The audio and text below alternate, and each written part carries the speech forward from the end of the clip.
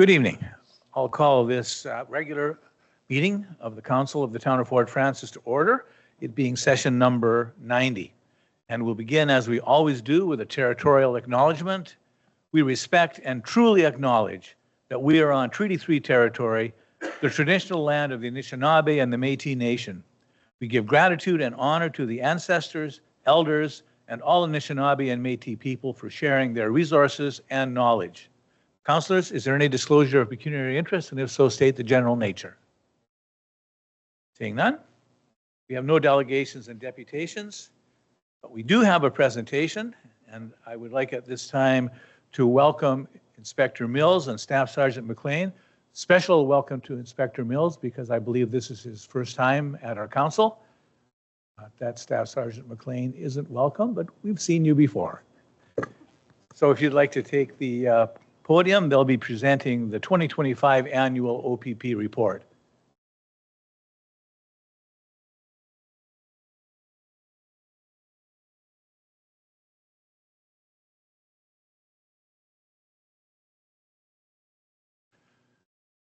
The floor is yours, gentlemen. All right, thank you very much and good evening. It's an honor to be here tonight to give you an overview of your policing services in the municipality. At the same time, we also appreciate if there's any feedback on any priorities that the town would like to see from attachment as well. We're open to that feedback. So in 2025, there was approximately 7,500 policing calls in the town of Fort Frances. Of those incidents, 3,712 what we call billable calls for service. And just in comparison, in 2024, there was 3,708 billable calls. So pretty consistent calls that we're seeing from 2024 to 2025. I'll report on what some of those billing categories are, what you won't see in the report, and I'll just speak to. So just the different categories: operational calls for service. Some of the operational calls are what we classify as missing persons, sudden deaths, lost found property, domestic disturbances.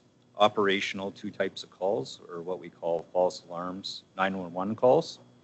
And other calls that fall into statutes and acts. This would be mental health calls for service, property disputes, and landlord-tenant act calls.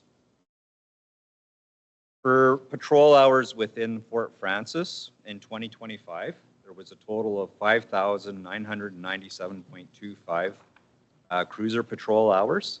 That was up from 5,220 in 2024.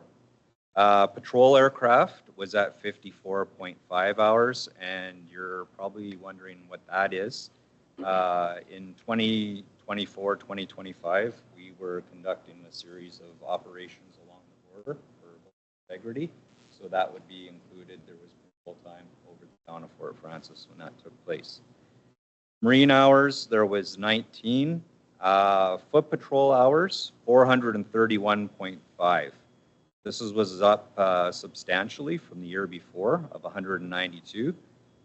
Through consultation with our detachment boards, there was some focus on parts of Fort Frances, namely the downtown core, public library, the arena, where we want to be visible and do some proactive pieces there. So that's the increase in those foot patrol hours. And at school patrol, 41.25. So part of our daily mandate with our members is they're directed to go to the school zones inside the schools and conduct walkthroughs. So overall, for 2025, 6,543.5 hours, and that was up substantially from 5,577 the year before. Just to look at some of your crime categories, and these are your more heavily weighted hours as far as billing goes. So the violent crime category, for the period of 2025, you were at 1 homicide, there was 37 sex assaults, 151 investigations that involved an assault or a firearms related offense. There was 39 occurrences where there was a threat of violence involved. So overall, 228, and that was down from 260 in 2024, which is about a 12.3% reduction. Happy to report that. With regards to property crime, there was 35 break and enter investigations that were conducted, 6 incidents involving theft over $5,000, 162 incidents theft under $5,000, 4 investigations involving possession of or trafficking in stolen goods, 47 fraud investigations, and 64 mischiefs. So in total, 318 compared to 337 in 2024, which is about a 5.6 reduction. So where we like to see things trending in both violent and property crime in a downwards trend. As far as drug investigations go, there were 6 incidents involving possession of a controlled substance and 17 incidents involving trafficking in drugs. The 17 incidents, most of these are related to warrants that were executed in the town of Fort Frances or involving traffic investigations where vehicles are stopped subsequent to investigation, covering a lot of evidence of drug trafficking and weapons related as well. That's the trends that we're seeing. So overall, 23, which is about 4.2% reduction there. Other crime occurrences. The other category, it's very vague. What the other category is referring to are basically your bail type violations. This is an area of concern, not only for Fort Frances, the district, and the province in general. Of the the 207, just to give you a comparison, in 2023, you were at 317 occurrences, and this is what I'm going to consider Fort Frances and the municipalities west of Fort Frances. In 2024, those numbers rose to 379, and in 2025, numbers rose yet again to 473. This is a substantial increase, and I believe that in 2026, we're going to see those numbers increase yet again. So it's a cause for concern, and we have to look at strategies to reduce that. And that's an area where we're also looking for our municipalities to reach out when they have the province in mind and how we can reduce those numbers. Also in that category, federal statutes, we were at 2 provincial statutes. Those are liquor license type act investigations, and driving offenses 38. So overall 555, which is about a 1.3% increase. Again, the bail violation increase and reflect those numbers there. Within Fort Frances, motor vehicle collisions, there was 100 overall. 95 were what we call property damage collisions. There was 1 non-fatal injury and 1 fatal incident to report on. Again, the motor vehicle collisions were down about 17.4% for the year. As far as charges go, criminal code, non-traffic, so the categories I talked about, this includes everything from assaults, uttering threats, property crimes. The charges were at 844 compared to 744 in 2024. So that's a 13.4% increase. Criminal code traffic, this is primarily your impaired type driving incidents. We're at 71 compared to 95. Highway Traffic Act charges themselves, so the focus for us on the big 4, speeding, people that choose not to wear their seatbelts, 531 compared to 504. Liquor License Act charges were at 172, and other violations 218. So 1,836 charges, total charges laid. That was down about 4.4% from 1,920 the year before. I gave a section on e-ticket warnings. What that basically refers to is conducting our traffic enforcement. We'll do a primarily stop for, say it's a speeding offense. When we're looking at documentation or other things, often there's a warning that's that. So we do report on those warnings as well. So 340 total warnings. As I mentioned earlier, the fatalities, there was one fatality to report on. Your clearance rates in Fort Frances, so I'll look at both violent and property crime.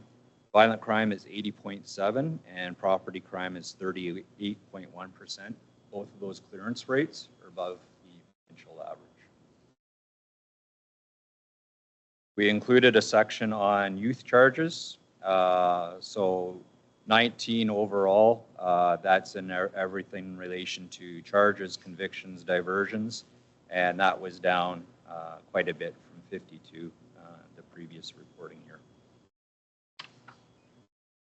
Unfounded occurrences, those are also considered to be billable calls for service. We were at 89 for 2025, and that was down 12.7% from 2024. Mental Health Act occurrences. For 2025, 245 compared to 248. So we're starting to see overall where those numbers are starting to plateau and in some cases starting to reduce. And I think a lot of that has to do in 2020, we initiated the Mobile Crisis Response Team. So that's where an officer is teamed up with crisis workers from Canadian Mental Health. It's had a tremendous impact on the detachment and our area as well. And just in kind of a high point here.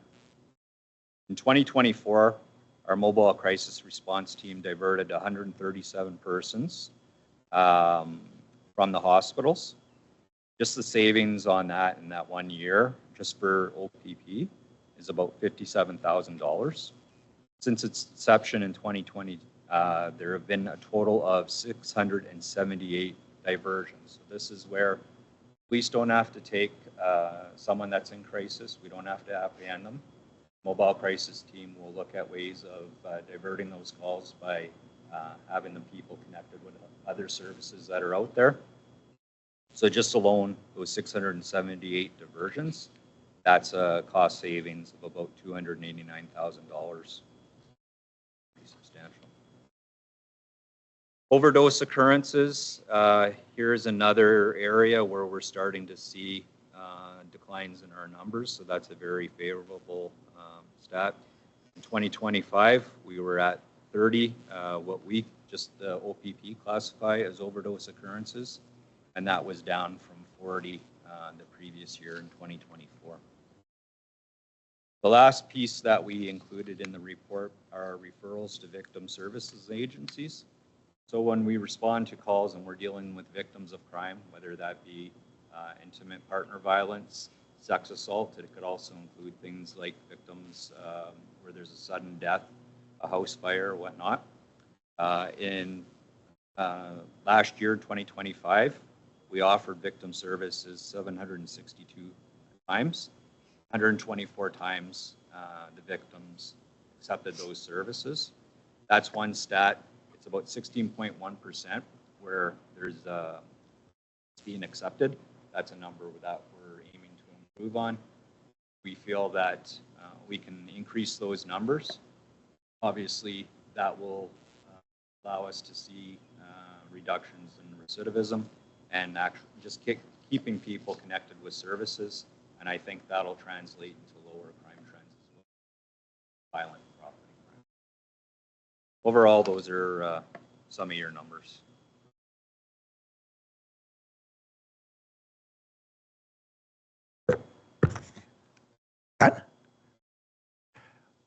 Okay, before I turn the meeting over for councilors to ask some questions. I just want to thank you for that report. It actually was quite a positive report. It was wonderful to see that the mobile crisis response team is having a measurable effect. I've been a fan of that and a supporter of that since its inception. I love seeing that we're getting those numbers down. I love seeing that our overdose numbers are down because we've in the past had among the highest overdose rates in the province of Ontario. Crime is down. What's not to like there? So I commend our OPP department for your innovative policing. I also want to thank you. We've always had great cooperation when we've had issues and we've asked or requested your help. For instance, policing the downtown and the increased foot patrols. I really believe that we're seeing a difference there, and I hope that we can keep that up. I also want to commend you on the caliber of the young constables that you've been hiring. I think that we have a police force in Fort Frances and the Rainy River District made up of very high caliber individuals that's second to none, and the command structure as well. Overall, I think that we're being served very, very well by the OPP. Councillors, questions, comments? Councillor Morrison? After your worship, thank you.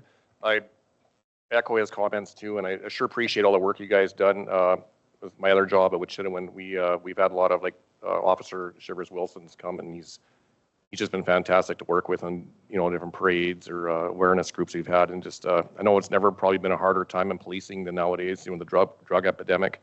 I just want to commend you guys on a job well done, and everybody I've dealt with the OPP has been very professional and it's always appreciated. So thank you very much. Further comments or questions? Councillor McTaggart. Thank you, Your Worship. First of all, Inspector Given left at the end of the year, and so this report is reflective of his command, and we thank Inspector Given certainly for his work. I can tell you from, thank you very much, Staff Sergeant, for your report, and Inspector.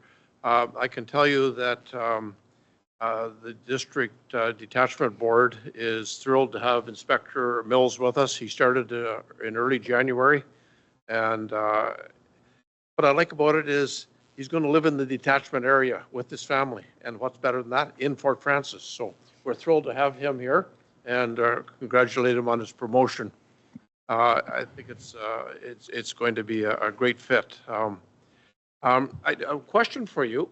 Local cruiser hours are up significantly. Can you identify why that is the case? Through you, Chair? Yes. I think part of it has to do with availability.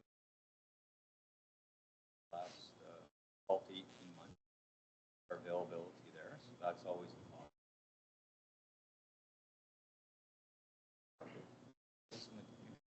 And again, just response to some concerns that have been identified now.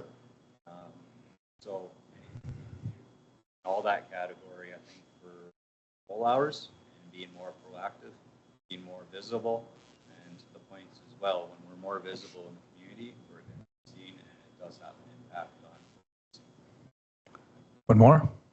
I just want to point out too that the reports that we get here at council from the detachment board meetings is for the entire detachment. These numbers are Fort Frances specific, so you have a sense of what's going on here in town.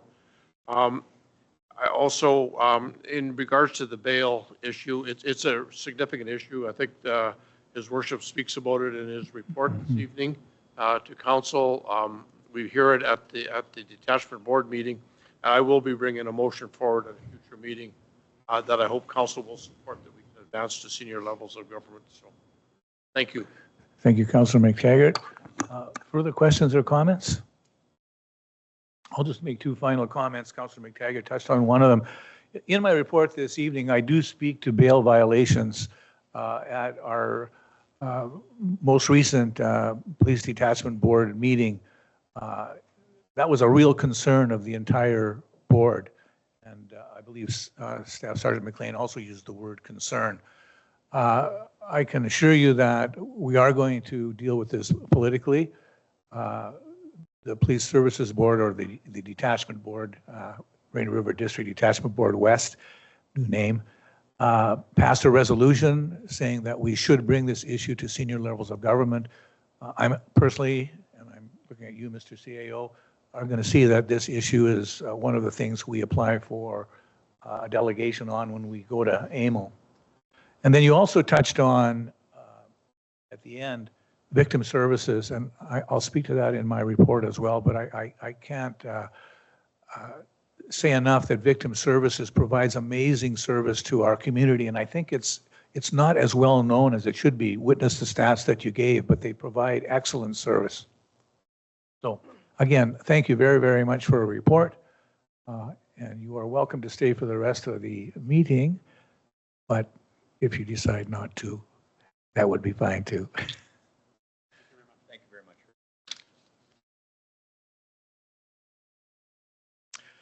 Okay, moving on. 6.1. I'm just going to speak to this briefly because I was really impressed with the letter that we got. I'm not necessarily pro or con on snakes, but I thought here was a young lady who made a very cogent, coherent argument. It was succinct. She did her homework. She looked at our bylaws and is suggesting a change. And I'm saying that's the way to go about it. So I would like to put an oral resolution on the floor, basically saying that council direct administration to bring back a report regarding the snake species allowance correspondence request. Can I get a mover and seconder for that, please? Councillor Firth and Councillor Morrison. Sorry, I had a little mental lapse there. Discussion on that motion? Councillor Morrison? Through your worship, actually, no, I actually bought an iguana 40 years ago off this young lady's father. And I remember when I brought it home, Mom thought I was crazy, but when I moved out, they actually really fell in love with it. So there are people that do like reptiles out there. Turns out I wasn't one of them. Decision I regretted, but my mother and loved that iguana for years. So I support this. Thank you. Further questions or comments? And remember, the motion is just asking for a report. We're not saying that we're changing anything. Calling the question, all in favor? That's carried, and no one was opposed. Thank you for that.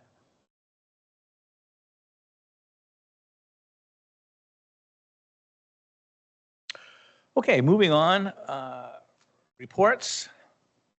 My report is a written report, and I'll just touch on a few items.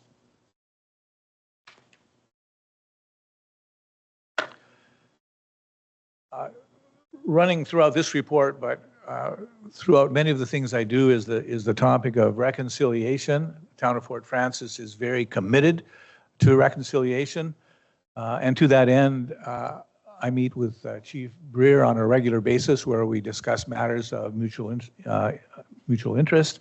I had my most recent meeting with Chief Breer on March 20th, and we had a very good meeting where we discussed a number of items. And then also relating to reconciliation, the Rainy River District Services Board is also committed to reconciliation. And to that end, they have signed a memorandum of understanding with Treaty 3, looking at working with Treaty 3 in partnership to provide housing for Indigenous folks.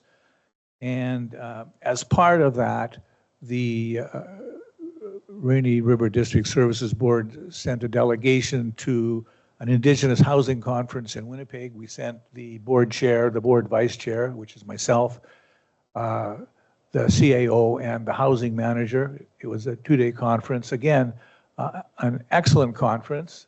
We had attendees from all over the Treaty 3 area.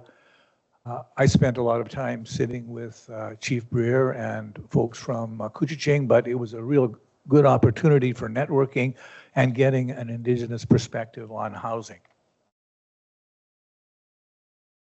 I want to give a shout out, another shout out to the Fort Frances Curling Club. They host a number of really important championships, and that brings a lot of people into town and really helps us economically. So the Fort Frances Curling Club hosted the Northern Ontario Curling Club Provincial Championships. And Fort Francis was well represented by two teams, Team Beaudry and Team Boline. Also, I want to, at this time, thank Councillor Brunetta and her husband, John Brunetta. They're amazing volunteers at our community club and at all of these events. They often invite me to speak. I go and they're there helping out. So many thanks to the Brunettas for their volunteership. Again, on the theme of reconciliation, a historic meeting was held at our Civic Center this past month. We hosted, and I believe this is the first time that this has been done, the 4 Agency 1 chiefs to discuss many items on which we could possibly partner with. And I want to thank our clerks and Angela Mose for helping to set up that meeting. And then I want to thank all of our managers for attending the meeting and speaking on various topics that we could partner with. The meeting opened with a prayer and a blessing from an elder. We then had a meal. We gave out tobacco. We gave out gifts to the chiefs. And we spoke on a number of items. The items that I was most interested in was, of course, our reconciliation policy. The Indigenous Advisory Committee has a draft policy, and we're looking for feedback. So we were able to present the policy directly to the chiefs. And I want to thank our clerk for putting together an excellent slideshow that we went through as we went over the policy. But our managers also presented a number of other areas in which we could cooperate with Agency 1. And it was a very, very good meeting. I followed up by sending thank you emails to all of the chiefs. In conjunction with tonight's meeting, I'm going to just touch briefly on the most recent Rainy River District West OPP Detachment Board meeting.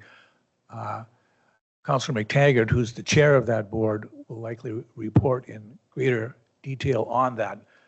But I did want to speak on 2 items, and the 2 items I wanted to speak on were the same items that Staff Sergeant McLean pointed out. I wanted to speak on bail violation occurrences. We used the word at the meeting that it was concerning, but it's more than concerning. The number of bail violation occurrences are just reaching, I think, untenable levels. Staff Sergeant McLean gave some of the stats, but I'll just add to that. In a lot of these cases where there are bail violations, certain individuals are violating their bail like not once or twice, but sometimes 10, a dozen times. And while they're out on bail, they're committing a myriad of other crimes. I just wanted to give you some actual numbers. So we were presented at the meeting with a list of bail violations, and basically it's just numbered individuals. Here's one, the first one. Individual 1 had a total over 4 years from 2022 to 2025 of 58 charges. So in 2022, individual 1 had no bail charges, but individual 1 in 2023 had 3 bail charges and 9 other charges. In 2024, the same individual had 13 bail charges and 8 other charges. And in 2025, the same individual had 15 bail charges and 10 other charges, for a total over the 4 years of 58 charges. I'll just pick another individual randomly. I'll go down to individual 12. Individual 12 in 2022 had no bail charges but had 11 charges. In 2023, individual 12 had 2 bail charges but 30 other charges. In 2024, individual 12 had 2 bail charges and 5 other charges. And in 2025, individual 12 had 7 bail charges and 10 other charges, for a total number of 67 charges. So there's something wrong with the justice system that needs to be fixed. And the problem isn't with enforcement. Our OPP officers are doing a fine job. And they're frustrated by these statistics as well. So the solution here has to be political, and this is something that we're encouraging local municipalities to do. And then the other thing that I wanted to report, we were given an excellent presentation by, I think, a group in town that does amazing work, but doesn't have a high profile. And so Peggy Lowy gave a presentation on Rainy River District Victim Services and indicated the services that they provided. And I just want to give a shout out to them for the excellent work they do. They're an excellent resource in our district. And if you or someone that you know is a crime victim, they're there for you. They'll provide confidential emotional support. They provide practical assistance. They provide referral services, sexual assault counseling, and those are just among many other services that they provide. They also provide financial support for private counseling, for funeral arrangements, for transportation, for safety planning. They will accompany victims home or to a hospital or to court appearances. So this is such a valuable community resource, and I really just want to get the word out that they're there and that they're there to help victims of crime. And as you see, we have a bit of a revolving door. I'll speak very briefly. We had a meeting with North Star Air, and this is on our agenda tonight in camera. But Fort Frances for years, since Bearskin left, has been without regularly scheduled passenger service. I believe that's a real detriment to our economic development. So to that end, we sent a contingent to tour the North Air facilities in Thunder Bay, or pardon me, the North Star Air to tour the Thunder Bay facilities. And we flew on the plane that they will use if council goes ahead with the presentation, the in-camera presentation.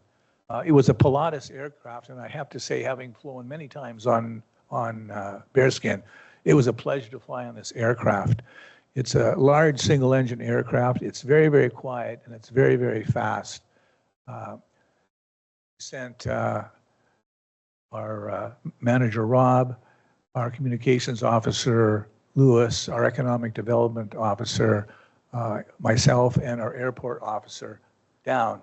And all of us agreed that it was an extremely comfortable flight. It took us 55 minutes from Fort Frances to Thunder Bay. And then when we got to Thunder Bay, we met with officials of North Star, and I was very impressed with their business acumen and their willingness to work with Fort Frances to partner, to tailor an air service to our needs. And Council, you'll hear more about that tonight in camera.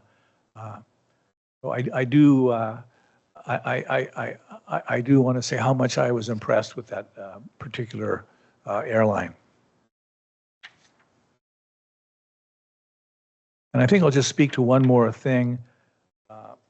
I attended a meeting of the Rainy River District and Community Substance Use and Mental Health Team.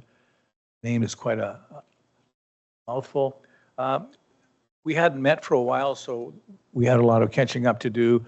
We had an update on something called the Compassion Project. This is where cameras were given to homeless people. They were encouraged to take pictures of their lives. Pictures were collected and mounted, and they were displayed on 3 occasions in Fort Frances, in Rainy River, and in Atikokan, and the displays were well attended.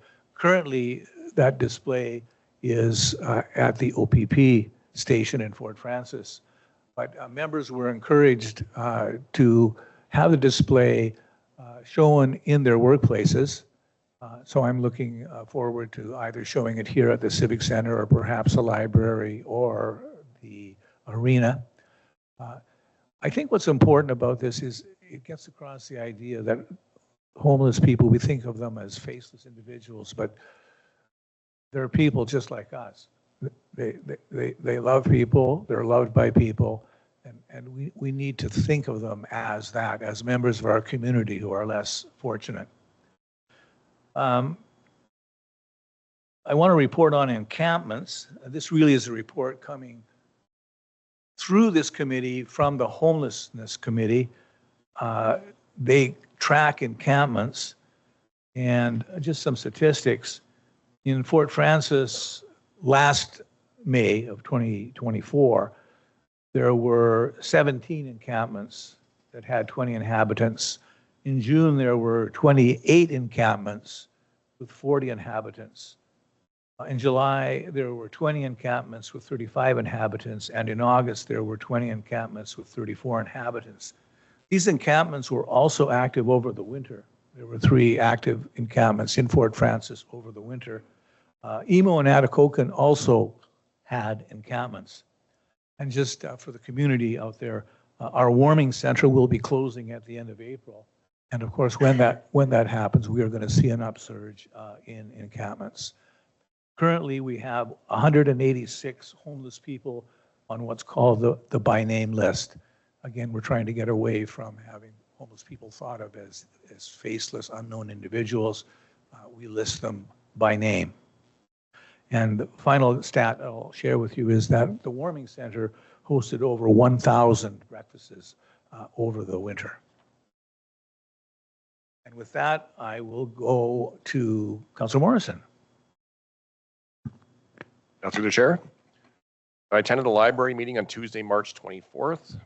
There's been some ongoing discussion last some months, I guess, regarding electricity bills and a fairly complex formula used to calculate the monthly electricity bills. The library CEO is going to look into an electrical audit as the monthly bills seem quite high from the amount of lights and computer equipment being used. As far as programming, from February 18th to March 19th, the library held 49 programs and events with 1,103 participants, which was a staggering increase of 55% over the same period a year ago. It's a trend we've been seeing in the last few months. Special programs during this period include the 2026 Paralympic Winter Games. They had a viewing lounge, a poetry writing for self-care, a baby food making workshop, a bonus showing of the 55+ movie matinee, a PD Day family movie, class visits, and an OPP fraud awareness presentation. The library also had special programs for March break, including crafts, kids yoga, an escape room, and a Pokemon tournament which provided entertainment to children and their families. Libraries are offering a new service program, Writing Help, which is an editorial service offered by the Adult Services Coordinator. The Community Service Manager has arranged for a security guard to be present at the Memorial Sports Center during select events such as hockey games and ice shows, with the library included as part of their patrol route. There's also been increased presence in the OPP with more frequent walkthroughs of the library taking place, as I mentioned. On strategic planning, on February 27th, the community survey was launched to gather insights into the community's needs and interests related to library programs and services. The survey closed on March 25th, and information gathered will facilitate the next steps of the strategic planning process. The next meeting will be held on Tuesday, on April 16th, this Thursday. Thank you. Thanks, Councilor Morrison. Moving on to the consent agenda. We have 4 items tonight. Starting with item 8.2, this is the regular council meeting minutes of March 23rd, 2026, and special council meeting minutes of April 8th, 2026. 8.3, and so the recommendation on the floor is that council approve the regular council meeting minutes of March 23, 2026, and the special council meeting minutes of April 8th, 2026 as presented. 8.3 deals with boards and committee meeting minutes. Recommendation reads that the following boards and committee meeting minutes be received as information: the Rainy River District West OPP Detachment Board minutes of January 19, 2026, and the Museum and Culture Advisory Committee minutes of February 17, 2026.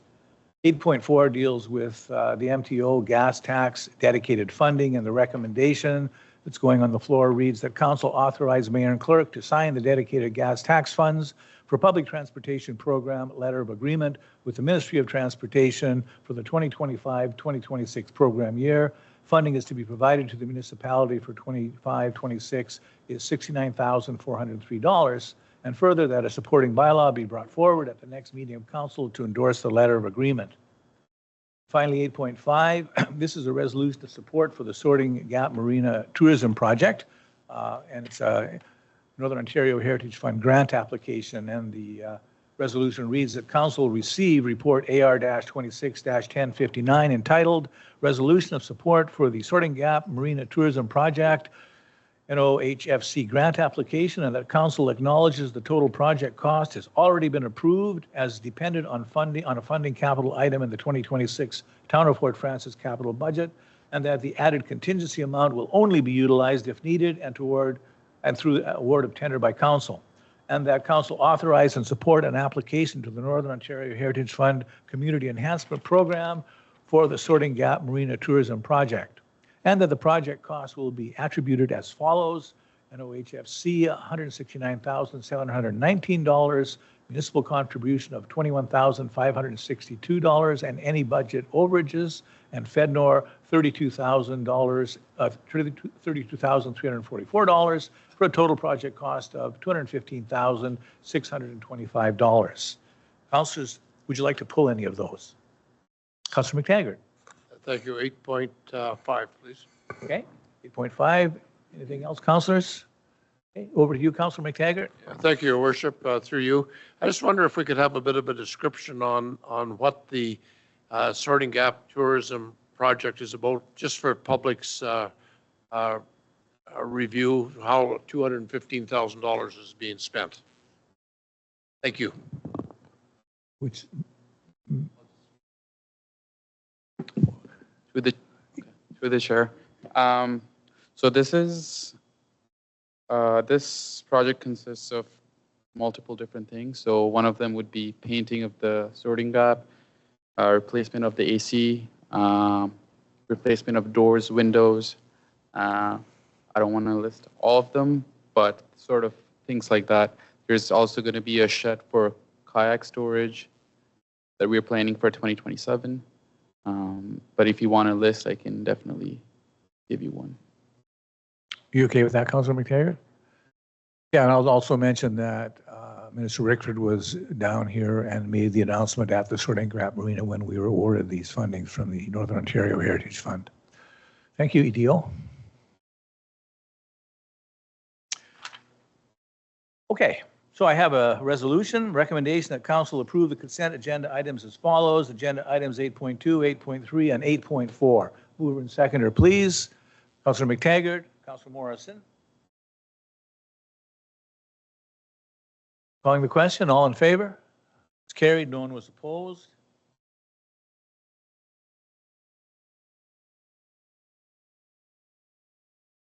And then going back to item 8.5, Council, is it okay if I don't read that whole thing again? Okay, so item 8.5, which was pulled by Councilor McTaggart, it's been read, you've seen it in front of you, so we'll take it as read, but I do need a mover and seconder on that. Councilor Mackey, Councilor Behan. Calling the question, all in favor? And that's carried. Okay, moving on to item number 9. 9.1 is youth council recruitment, and I'll put a resolution on the floor, leaving a blank, that council will choose to pick option blank for the youth councilor position, and that council direct administration to amend the youth councilor bylaw, formalizing the following benefits. Again, we'll have to list those. I need a mover and seconder to get this on the floor. Councilor Morrison and Councilor Mackey.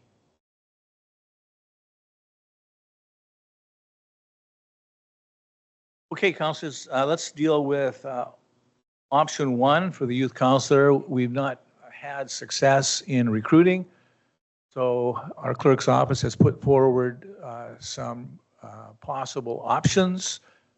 What would your druthers be? Councilor Morrison. To the chair, I'd like to go to option 3, postpone the recruitment into line with elections, just because we haven't been getting much interest yet. So I know they've been trying really hard and appreciate your guys' efforts. Thank you. Councilor Mackey?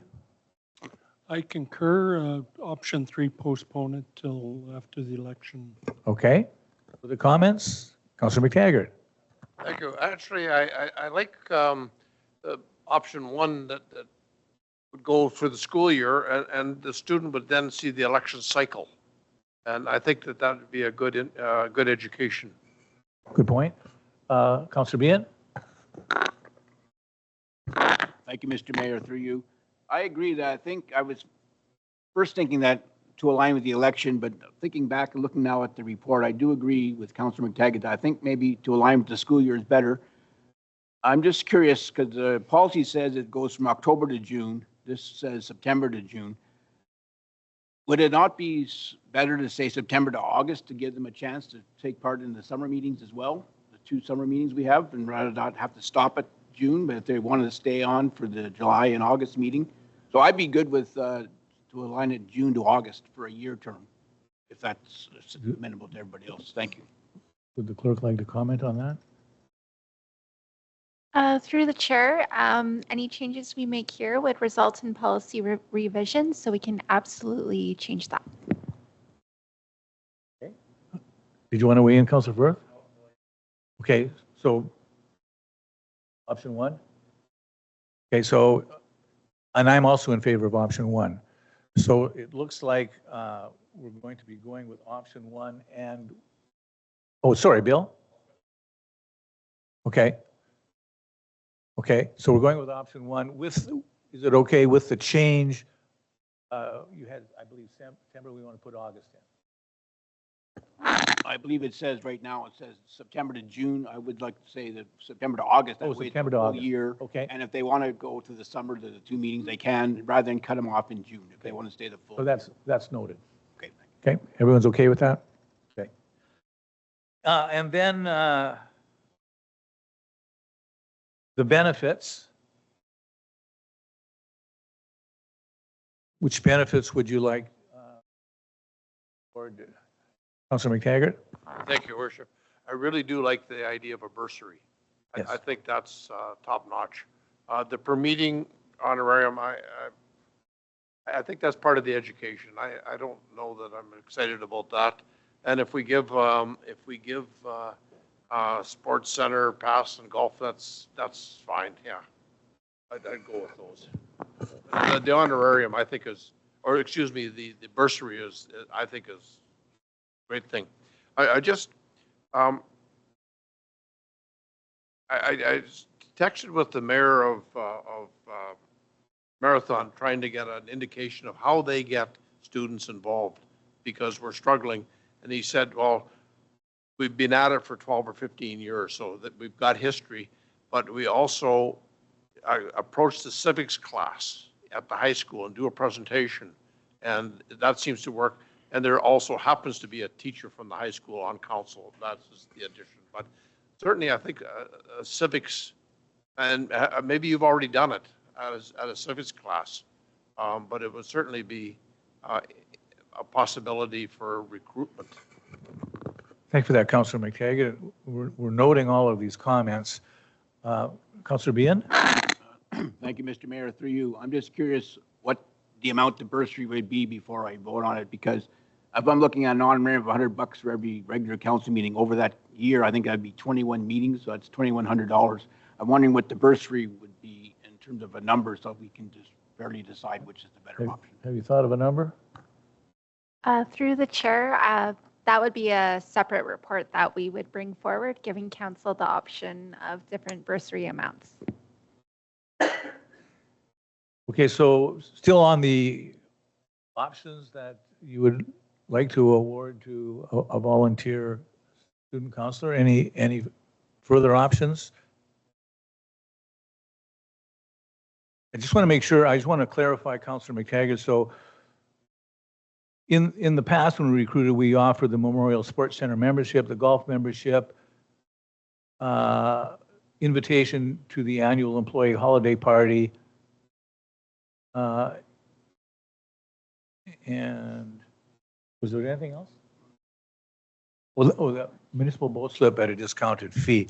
Are you okay with all of those? What was the last one?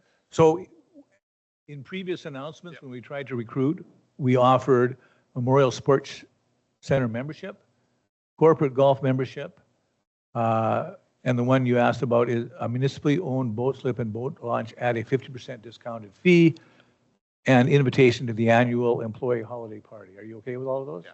Yeah, those are all fine. Yeah. So, yeah, since we've already advertised them, I think we should. But new ones, Again, I'm with Councilor McTaggart. I don't see paying for a meeting. I think we're looking at volunteers here. I love the idea of the bursary. And then I like the idea of prior consideration for municipal summer student positions, non-union positions, and also the $500 budget for the youth counselor to support or launch youth initiatives. What do you think about those options? Councilor McTaggart? Do we get into a conflict if it becomes now an employee of the corporation and being on council with the summer job? That's a good question. I'm going to look at the clerk.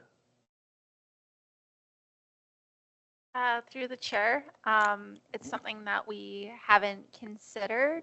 Obviously, with council, they're unable to sit with the employees, so it would probably be something I would pose to council when the time comes, if that was a situation we encounter.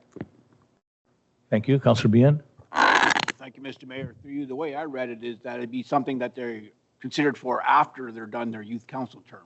So it wouldn't be concurrent. It'd be they're a youth counselor, then they have a chance if they're in post-secondary schooling to get to apply then for a job the following summer. That's how I read it. Thank you. That would make sense, and that's a good way of getting around it. Maybe we can change it. Councilor McTaggart? I'm just wondering with the extension of the July and August meetings, if there might be an overlap in being on council and working for the town. So I just, Yeah, no, these are all good points, and they're helpful to the clerk who will bring a final report. What about the providing a $500 budget for the youth counselor to use to support or launch a youth initiative program? Councilor Mackey?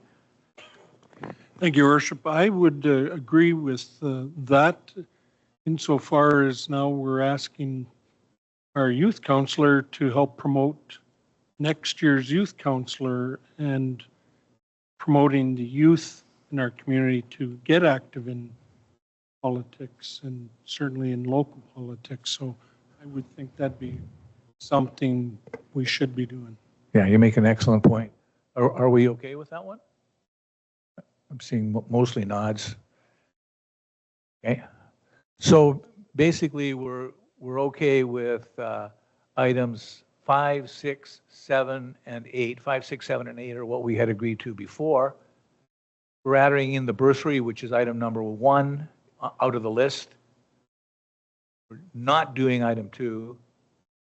We're going to look more at item 3. We need some more research at item 3, and we're okay with item 4, the bursary. Okay.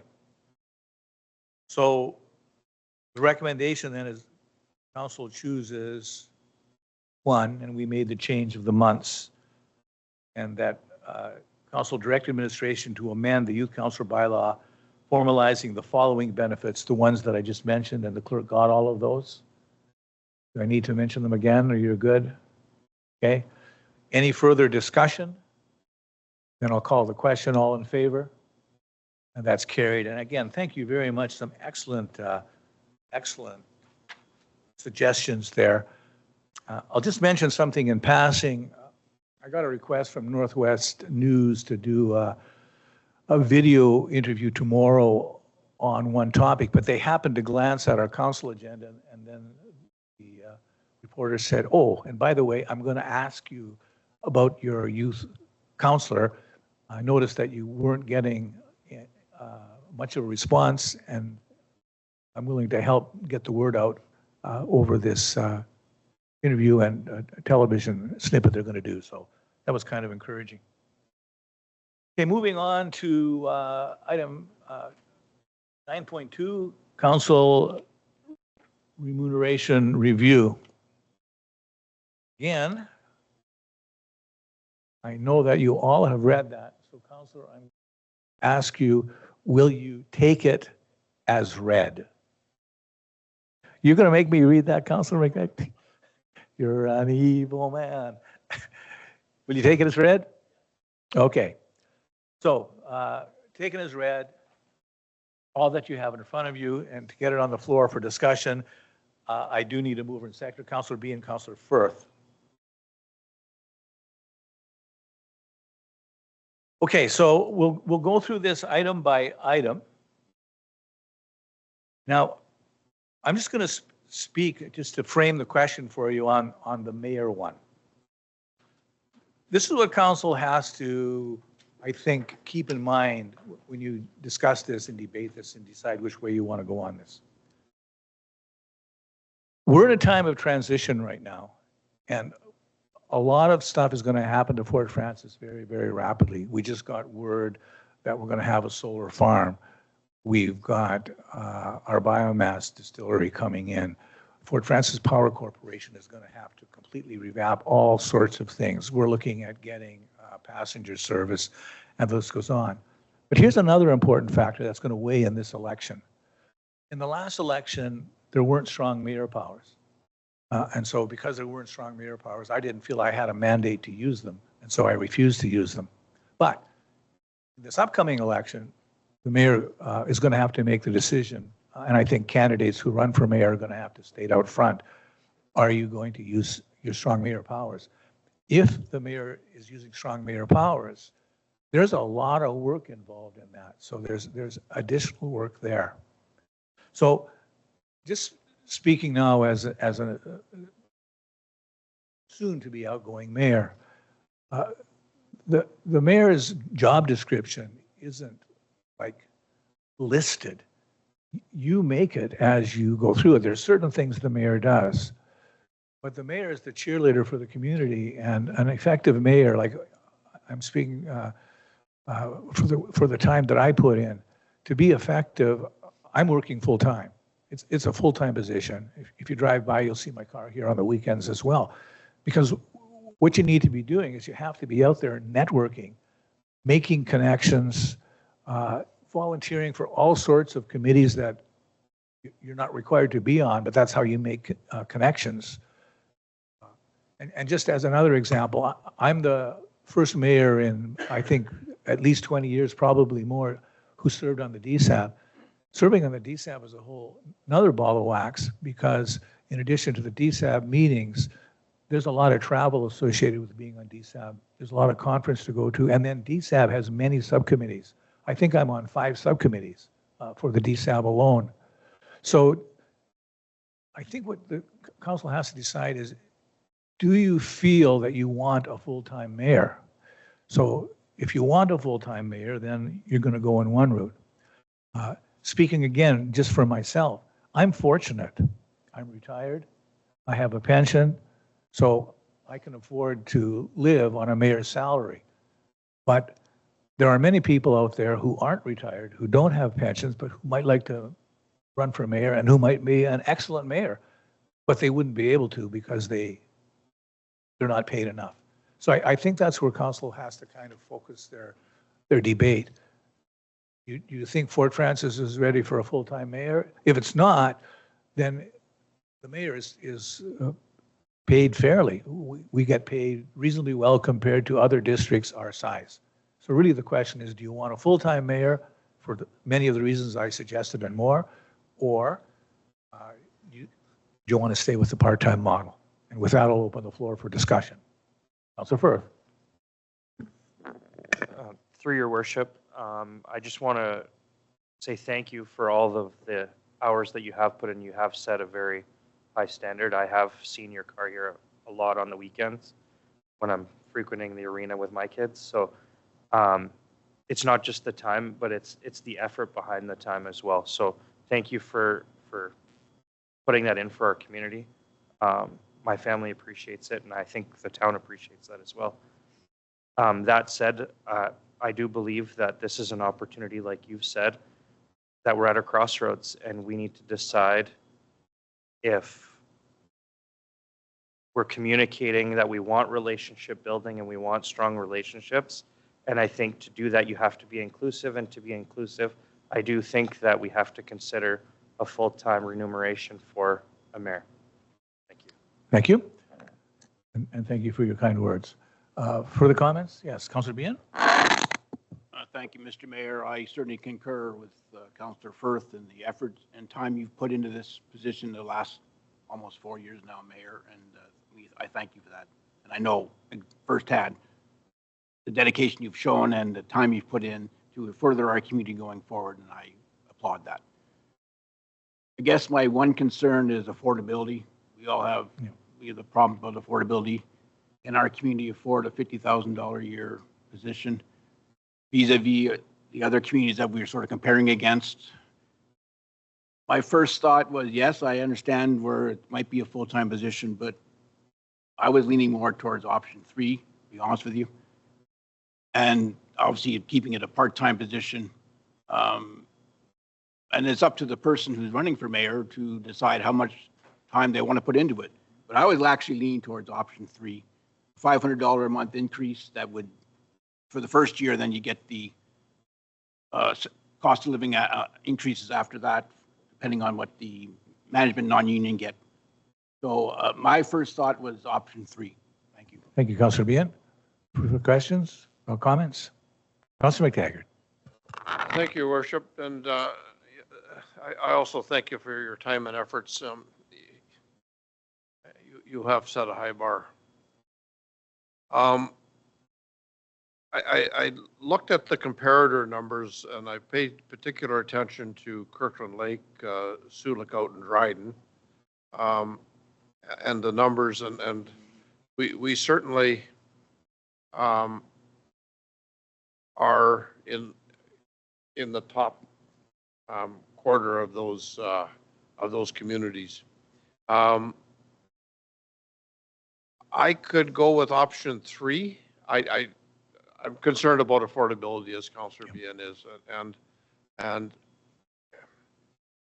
there are people in town that are having trouble making their mortgages, and houses are being repossessed, and I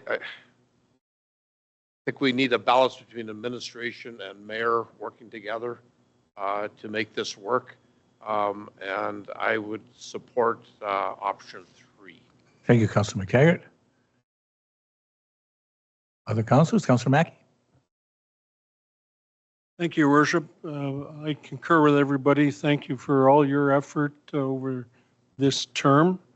I am going to suggest that I would be leaning to option 3 for the mayor, and suggest that future mayors lean more on councillors to attend a lot of those things that take some of the heat duties off of the mayor, because it can be overbearing, I guess, or over cumbersome. And if the other councillors can get involved as well, it'll take the pressure off. And my next thought is that we need to watch how we're spending our money. So option 3 for the mayor would be my pick. Thank you very much, Councillor Mackey. Councillor Morrison? Okay. So on the first area of discussion, it's going to be option number 3. Okay, then that brings us to council remuneration. Again, we have the same, I shouldn't say the same, we have 3 options, and I'll open the floor for discussion on council remuneration. Okay, Councillor Mackey. Thank you, Worship. So during this term, the councillor's pay has been approximately 52% of that of the mayor's position. If you look at option 3 for the mayor and going with option 2 for the councillor, that reduces it down to 47%. And if you're looking at maintaining for the deputy mayor the 70% ratio,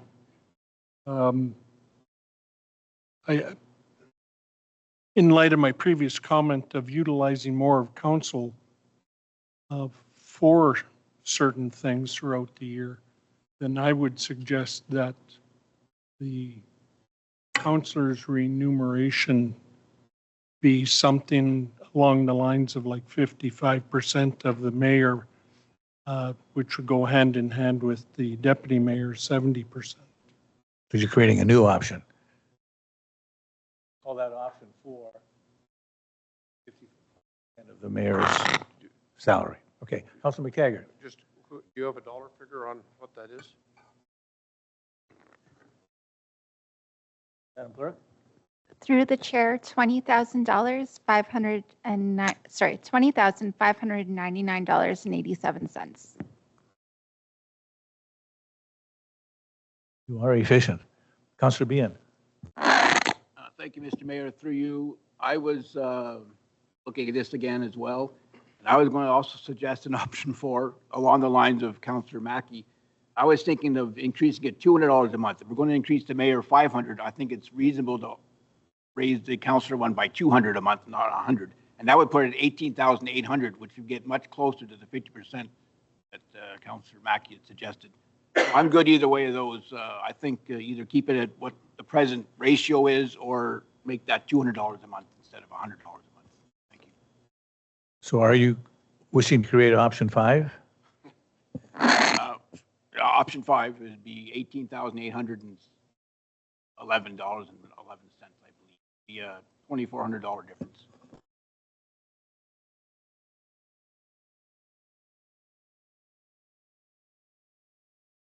Further discussion? Councilor McTaggart. I thank you, Your Worship. I think I would support option 5.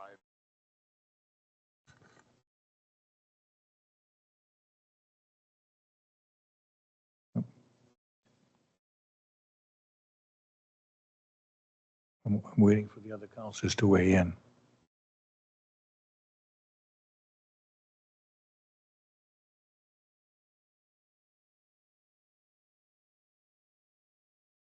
Councilor McTaggart? In the report, it refers to councilor spending about 7.27 hours a week. And I don't know where that figure comes from. I spent 7.27 hours just getting ready for this meeting. So I'm not sure.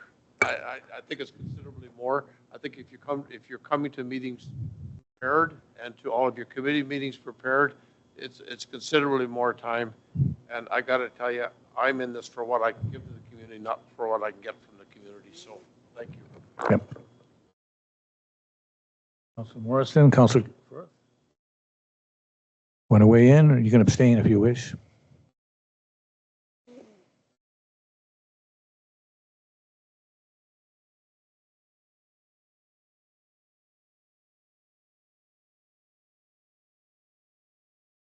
Well, in that case, it's option 5.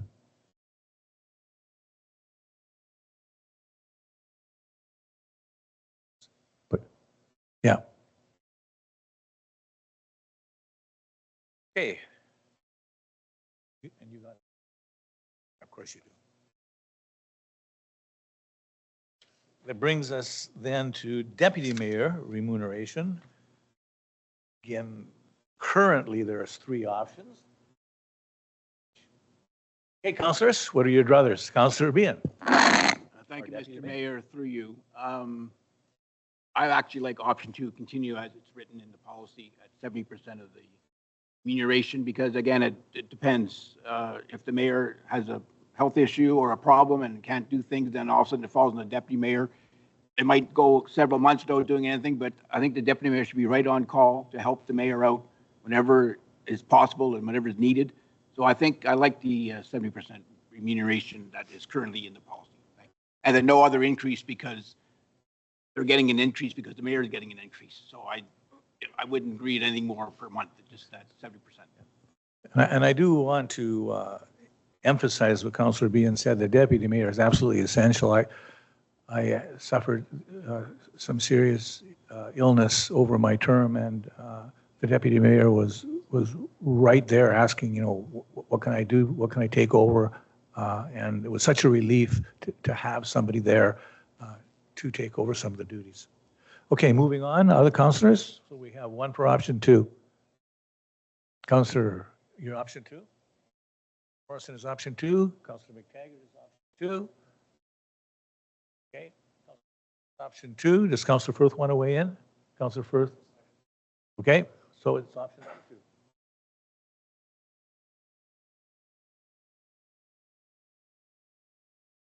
Okay, now we have to decide on internet and phone allowance.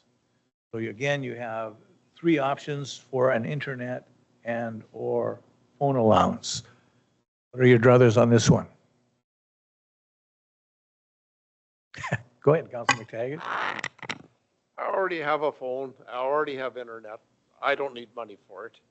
I do have a printer at home and I do a lot of printing, but you know, that's the only thing.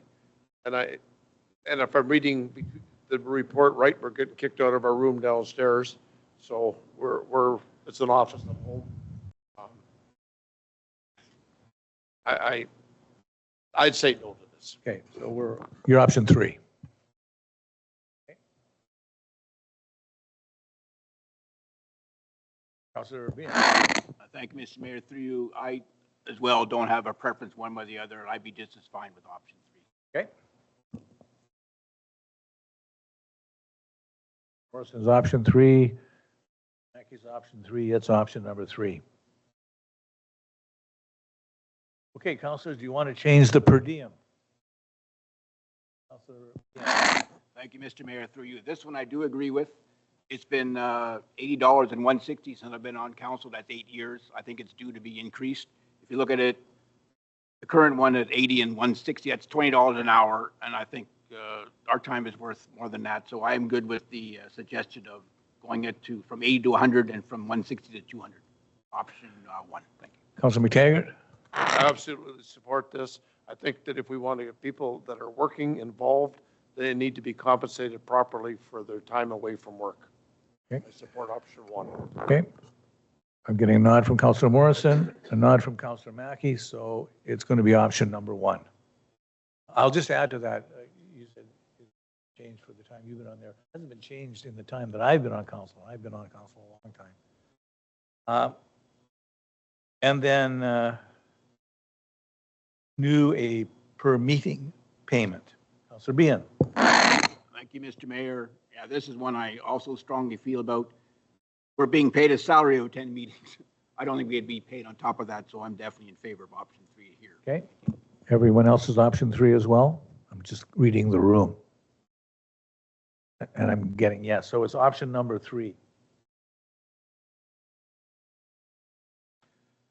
Okay. Anything further? Yes, Councilor McTaggart. I just, this is a really good report, and I want to thank the clerk and the clerk's office for the quality of the report. It kind of gives us a good perspective overall of what's going on. So thank you. Thanks for saying that. Councilor Bean. Thank you, Mr. Mayor. Through you, I also want to clarify this takes effect for the next council. It doesn't apply to us personally. That's correct. This is for the next council coming in. That's correct. I just want to jump in on Councilor McTaggart's comment because I know how much work the clerks put in this. They discussed it with me. They discussed it with Marcel. Then they discussed it with administration. Then there were more discussions and more discussions after that. They were revising it right up until right before the meeting. So yes, big pat on the back to the clerks department. You guys do amazing work. Okay. Yes. Got to call the question. Calling the question. All in favor? Okay. No one was opposed. And pardon me. Oh, you're opposed? Okay.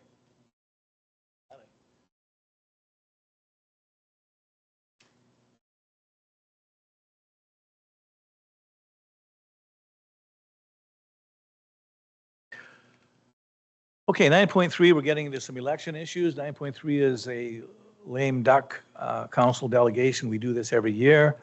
I'll put the recommendation on the floor. The council approve report number AR-26-1040 entitled Lame Duck Council and Delegation dated March 23rd, 2026, and that if council is in a restricted position, i.e. a lame duck, after nomination day, those restrictions of powers placed on council be delegated to the Chief Administration Officer of the Town of Fort Francis, and that those powers delegated be, 1, the appointment or removal from office of any officer of the municipality, 2, the hiring or dismissal of any employee of the municipality, 3, the disposition of any real or personal property of the municipality which has a value exceeding $50,000 at the time of disposal, and 4, making any expenditures or incurring any other liability which exceeds $50,000, and that this be formalized by bylaw, brought to the next meeting of council for consideration and adoption.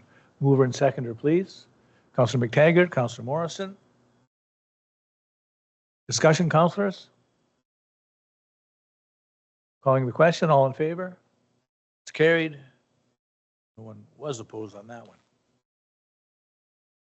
9.4 deals with employee political activity and neutrality during municipal elections policy. The recommendation reads that council receive report number AR-26-1055 titled Employee Political Activity and Neutrality During Municipal Elections Policy, and that council direct administration to bring forward a bylaw to the next meeting of council for consideration of adoption of the policy. Mover and seconder, please. Councillor Morrison, Councillor Behan. Discussion, councillors. Councillor McTaggart. Thank you, Worship, through you.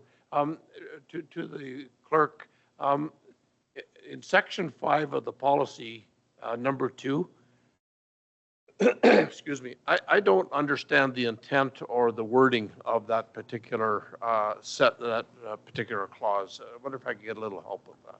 Madam Clerk. Through the chair, absolutely. I've taken a look at the writing and I can clear it up further. Essentially, members of council cannot approach a staff and have them do things for them for their election purposes, such as like prints, posters and whatnot. There are ways that the clerk's office will support, so I'll clarify that when I bring it up through bylaw. Excellent. Thank you very much. Any other discussion or comment? Calling the question, all in favor? It's carried. Those opposed?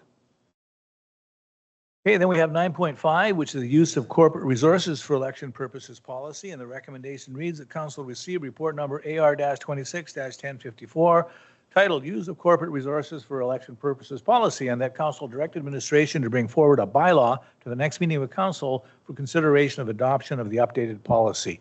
Councillor McTaggart moving, seconding, Councillor Mackey. Discussion, councillors. All in favor? Carried.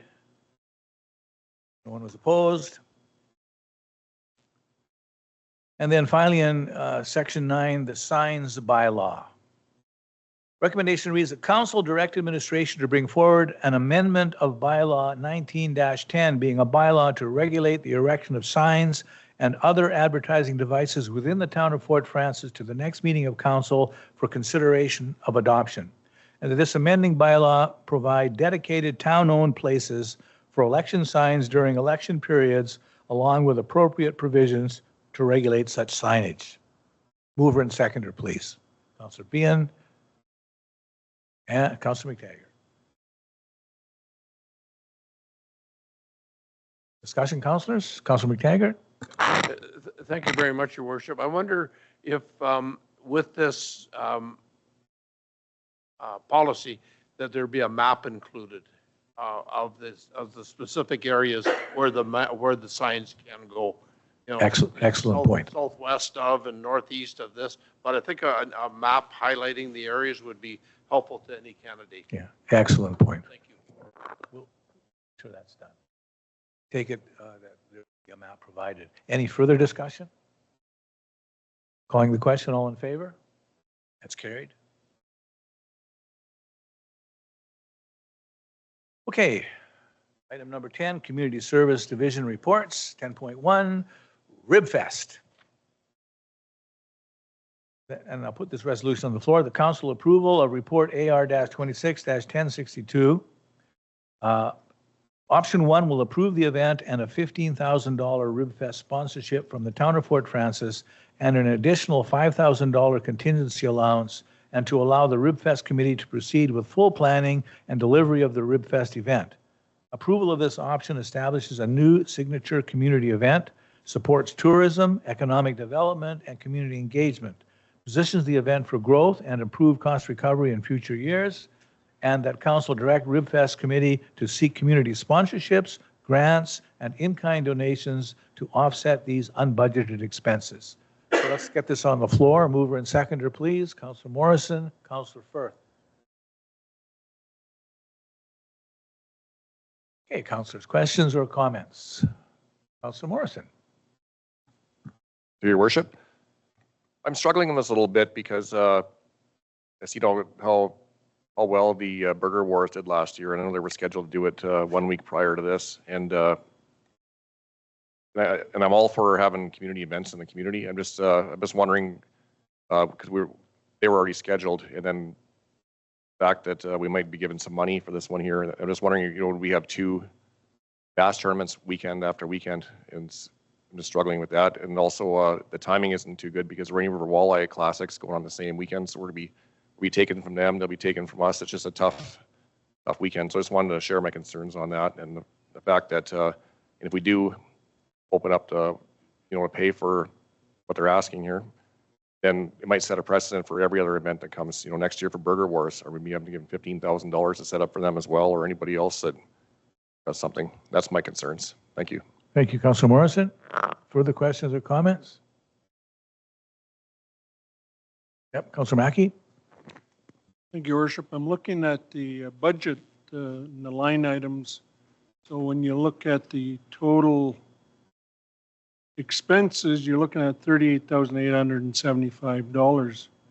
When you look at revenue, you're looking at $63,950.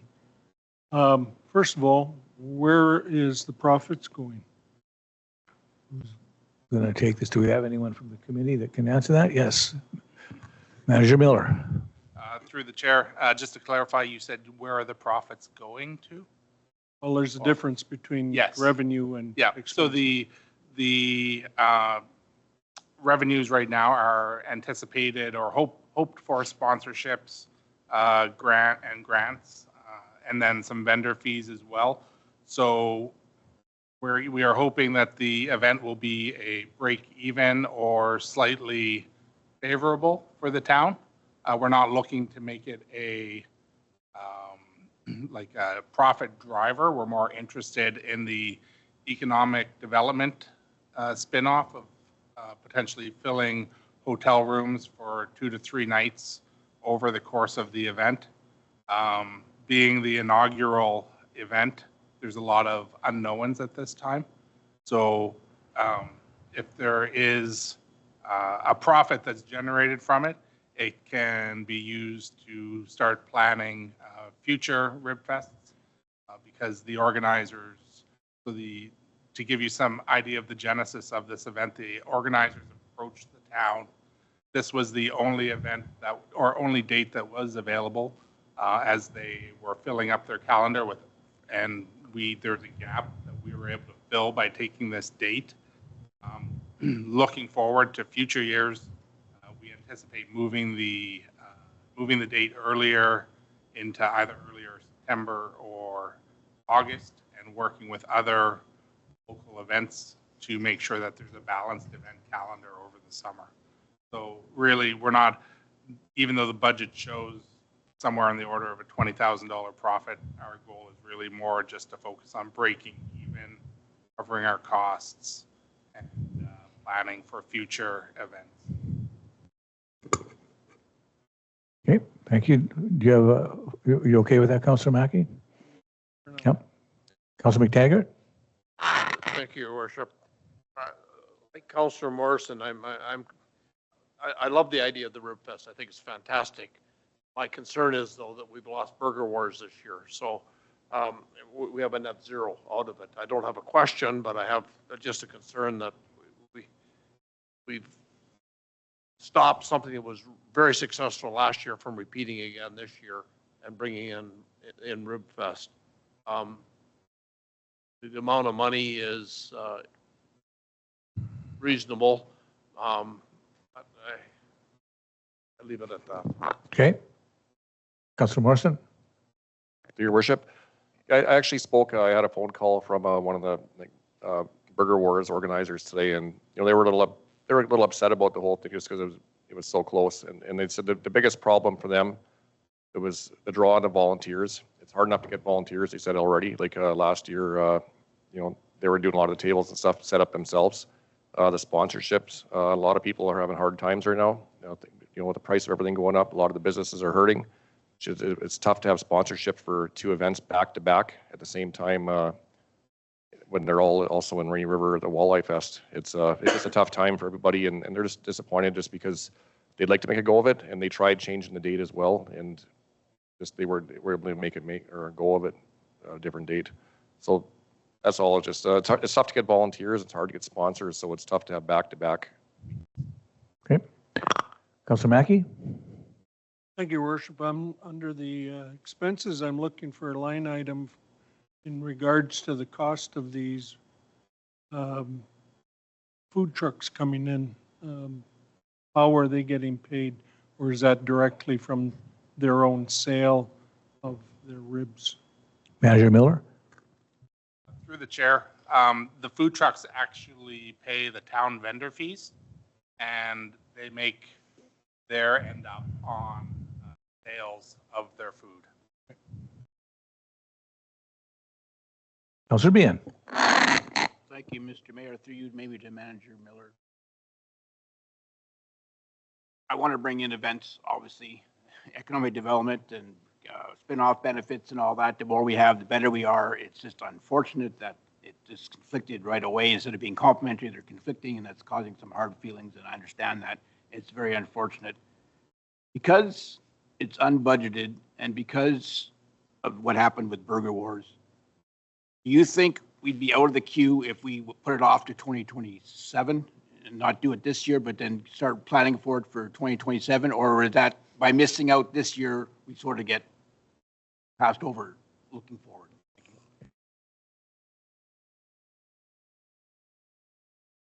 Manager Miller? Through the chair, I inherited this event when I took on this role. I was not involved in the initial conversations with the organizers of the event.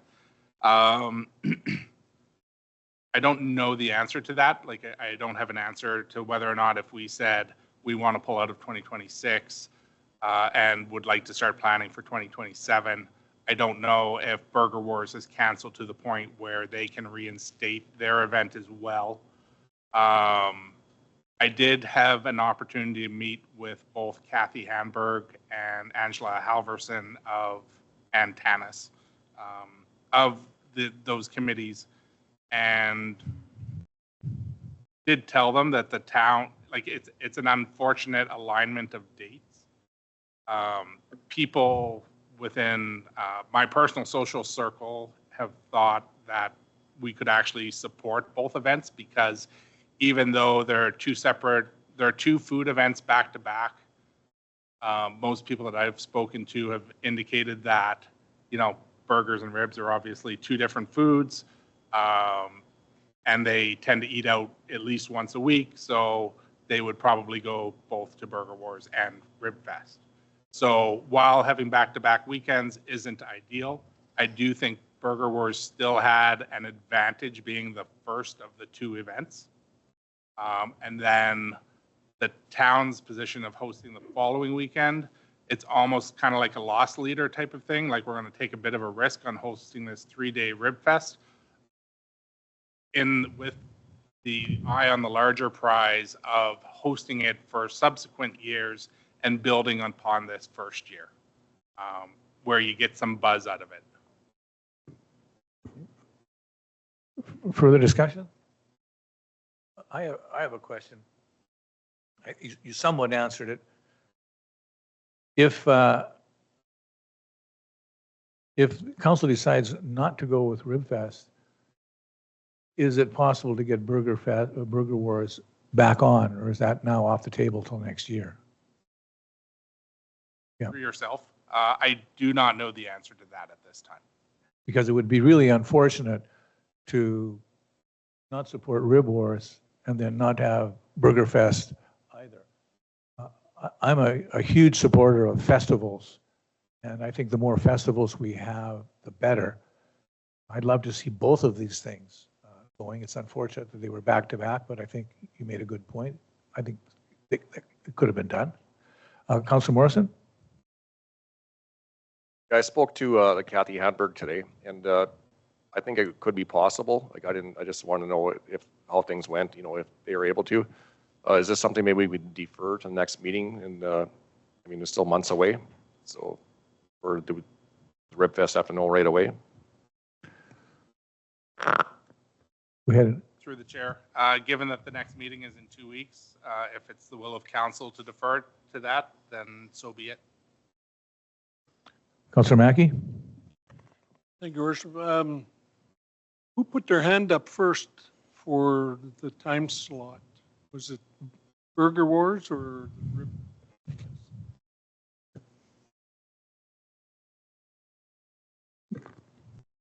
Through the chair, I found out when I found out about RibFest, I was not personally aware of the new Burger Wars date. I don't know. Madam Clerk? Through the chair, Burger Wars had already chosen their date before RibFest approached us.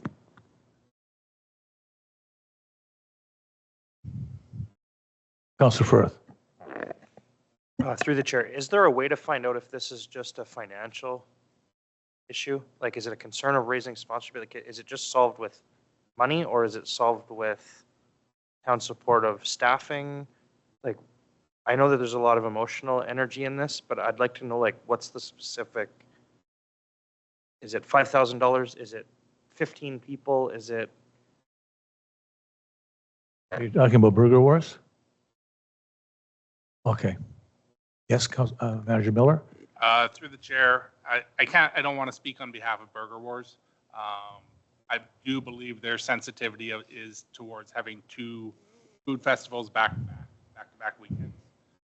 From our perspective, or the ask is for essentially, because we're just getting this event off the ground, we are looking to council to provide some funds, essentially as a startup fund.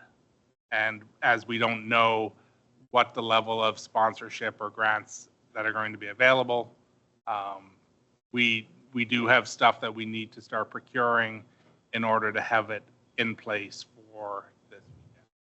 We need some, as of right now, we don't have any funds for this event, and this is basically the ask. Thank you, Manager Miller. CAO Michaels? Thank you, Your Worship.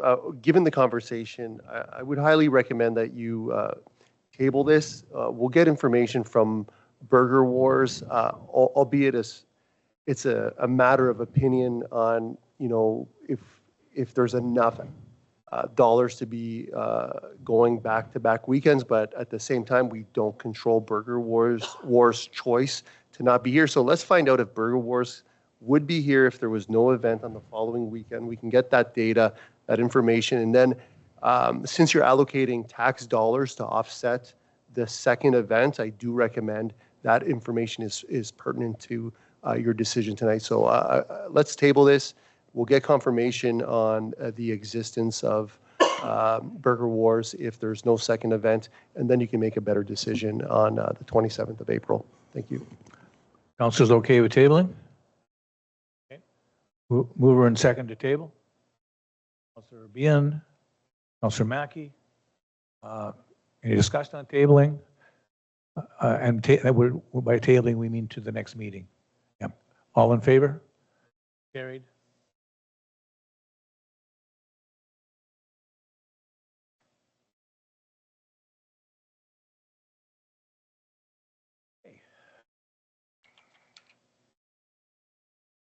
Moving on to item 11, Planning and Development Division reports. There are no items. 12, Operations and Facilities Division reports. And I'll put a resolution on the floor. The council approval of report AR-26-1057 will agree with the recommendation of administration to award RFP 2026-OF-02 to KGS Group of Winnipeg for a total proposal cost of $210,648 plus applicable taxes, and that the budget shortfall be funded from the Corporate Projects Reserve Fund, and that a bylaw be prepared authorizing the mayor and clerk to execute the arrangement on behalf of the corporation. Can I get a mover and seconder for this one, please? Mr. Bean, Councilor McTaggart.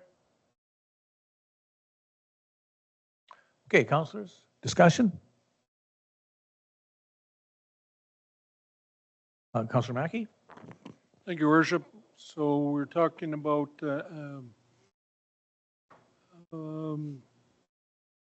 cost overrun here. So I'm wondering exactly how much we are on the hook for at this point. Manager Rob, going for his calculator.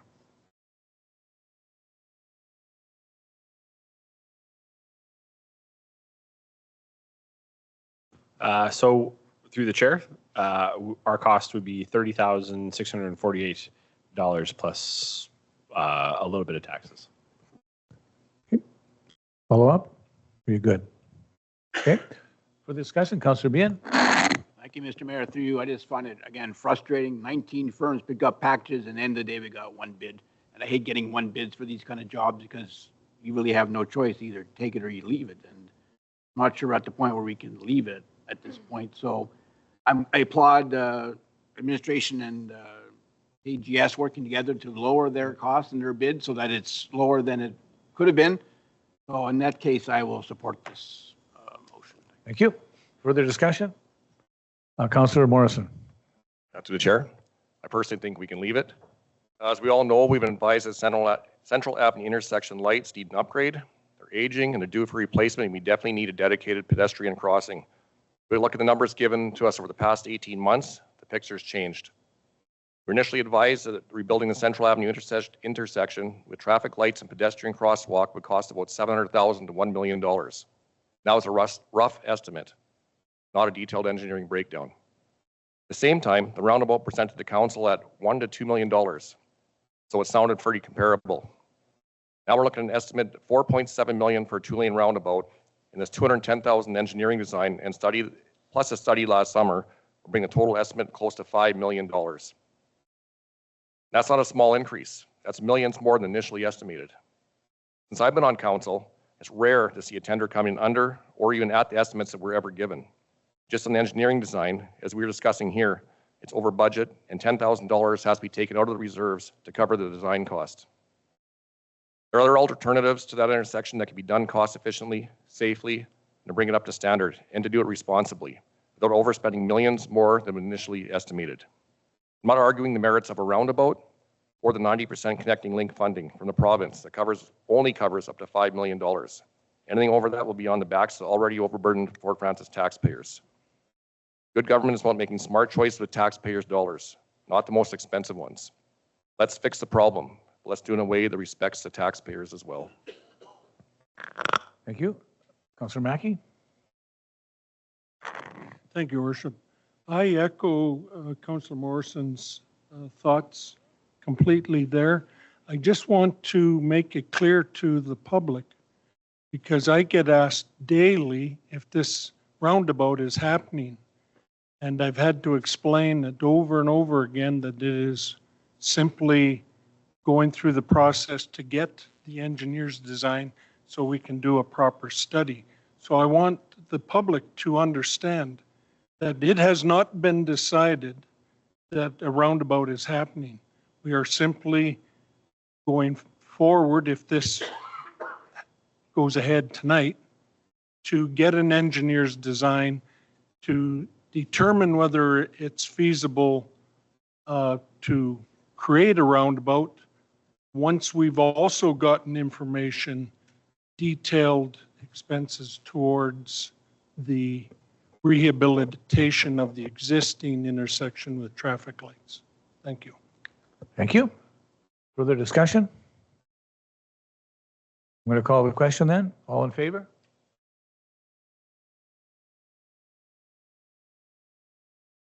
Pardon me? Sure.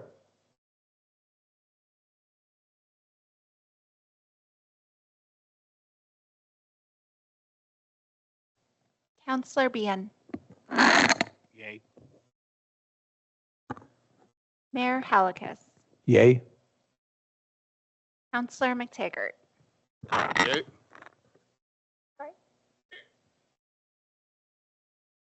Councillor Mackey. Counselor Firth. Counselor Morrison. It's a tied vote. The motion's defeated.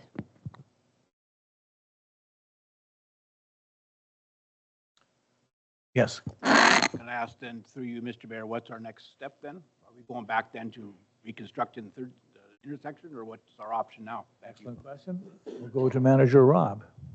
Where do we go from here? Thank you. So, to Councilor Morrison's point, the traffic signal system in this intersection is failing. Every day that the lights keep working is a good day. So,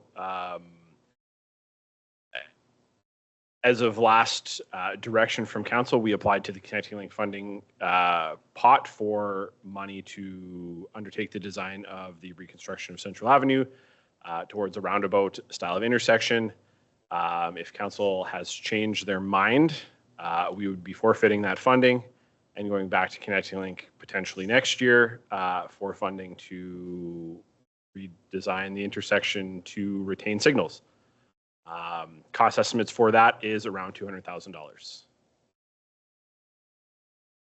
for the design portion only. I have a further question. It would be my understanding that if we're going to redesign signals, we're going to have to get, I guess, approval from the government because it's a provincial highway, and make sure that everything is up to governmental code. And correct me if I'm wrong, that would be putting everything underground and would be fairly expensive. Could you elaborate on that? Certainly. So we're required for all of our Connecting Link intersections to submit drawings called PHM 125 drawings. We currently only have one intersection that has complete PHM 125 drawings on it. Undertaking this work is not a simple task. The drawings are basically a legal survey of the intersection. Intersections are required to meet various different engineering standards and design standards. So the reconstruction of Central Avenue or the redesign with the signals and the reason that it is as in-depth as it is in order to complete PHM 125 drawings and meet the MTO standards and guidelines. We would be looking at a complete intersection reconstruction, replacing, relocating all of the conduits, poles, fixtures, adding in pedestrian heads, pedestrian buttons, realigning the lanes, the islands, and reprogramming a lot of the signals so that it is functional as a modern signalized intersection would be functioning, not exactly the same as it is functioning now. Do you have like a cost estimate on that? Cost estimate in the KGS report was around $3 million. Thank you. CAO? Thank you, Your Worship. Just to bring clarity to it, if council has an appetite to rediscuss previous decisions, then perhaps we should get direction to do so. Originally, we had budgeted $20,000, or sorry, $200,000, but $20,000 of town money for it. So the cost tonight, where I feel like we're having a major conversation to shift us, is off only $10,648, albeit frustrating that it's an extra $10,648. This is a big decision in a $1 million project. So tonight's decision, I want to refocus that it's a $10,000 decision that's off. It would be great to have more bids. We're trying to, but that's all that's changed. So I feel like we're veering into, there's an appetite to do something different when this is simply a $10,648 increase over what we projected. Again, unfortunate, but times are changing. I just want to bring context that we're kind of veering away from the purpose of tonight was a tender that's off by, well under from 210, 5%. So thank you. Well, as of right now, that motion was defeated, and we're going on with the agenda.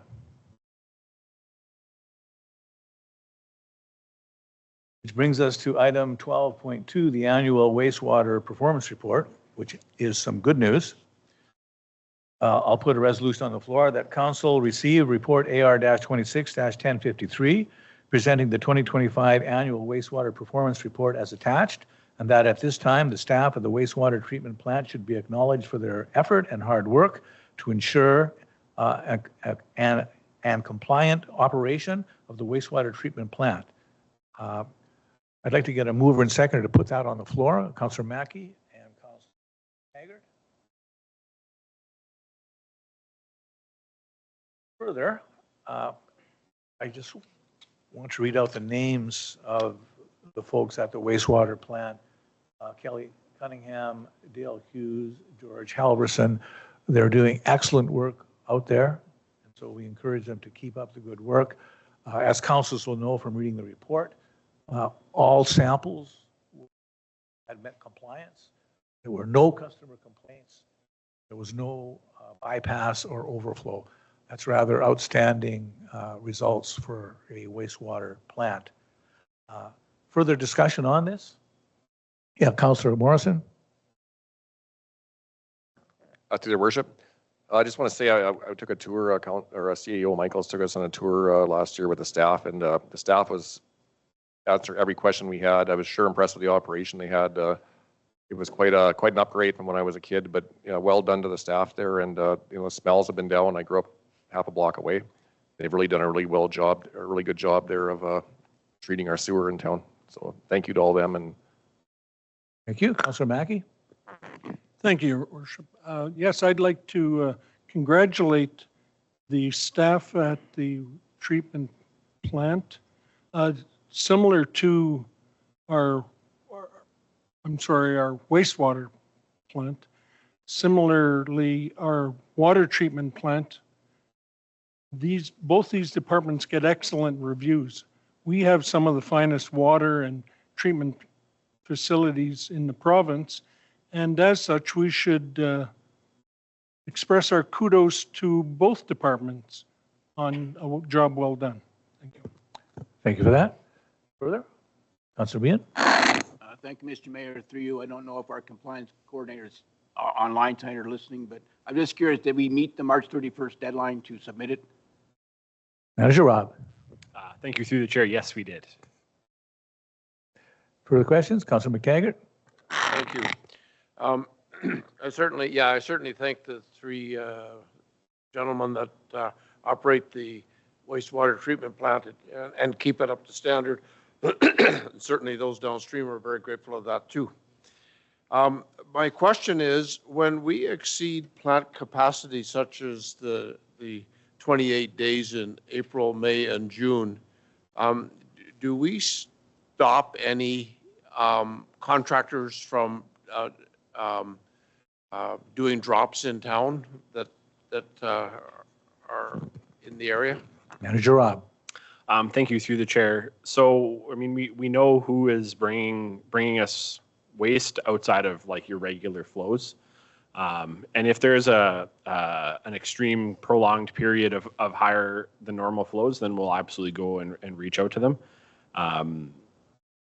If a Porta-John company needs to empty their truck in the grand realm of the flows that we're seeing, it's so minimal that it's barely even a blip on our radar. But if we did have like prolonged extreme high flow events, then we would be reaching out to them and diverting that material somewhere else. Thank you both for the follow-up. We thank these folks. We thanked the last meeting the folks at the water treatment plant for their excellent work. But I think back to Easter weekend when we had a big snow dump and a number of workers had to come in and work and give up time with their families. And I just think that we need to extend our thanks a little bit further beyond these particular facilities. Yeah. So I'm very grateful to those that did come out and clean the roads and the sidewalks during that snow dump. And And I think they deserve recognition also. You're exactly right. And we don't say it enough. We have an amazing workforce, all of them. Yes, Councillor Morrison? Your worship, I just wanted to add, also thanks to Manager Rob. I came upon an issue when the last snowstorm, somebody plowed a big ridge right across the street, and he got it taken care of right away, and I sure appreciate it. Thank you very much. Before somebody got hurt. Further questions or comments? Calling the question. All in favor? Carried. No one was opposed. That brings us to bylaws. Recommendation reads that the following bylaws be introduced and read, finally passed, signed by the mayor and clerk, and sealed with the corporate seal and become law forthwith. Bylaw 23-26, award of tender 2025-CS-02. Bylaw 24-26, award of tender 2026-AF-01. Bylaw 25-26, appoint Marcel Michaels as deputy clerk. Bylaw 2026, agreement with Ox Energy Incorporated. And finally, bylaw 90-25-B, amendment to water and sewer rates for 2026. Mover and seconder, please. Councillor Behan, Councillor Morrison. Any discussion? Calling the question. All in favor? It's carried. Opposed.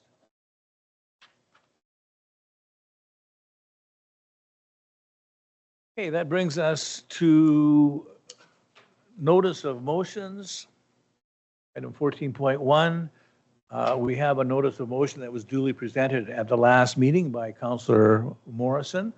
I'm going to put it on the table. Councillor Morrison, first of all, do you want this? Do you want to read this, or shall I ask council if they'll take it as read?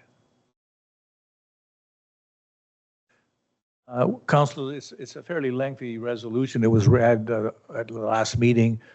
Would you take this as having been read? I'm seeing nods. Okay. So I need a mover and seconder. I assume you're moving, Councillor? Moved by Councillor Morrison, seconded by Councillor Firth. Okay, Councillor Morrison, the floor is yours.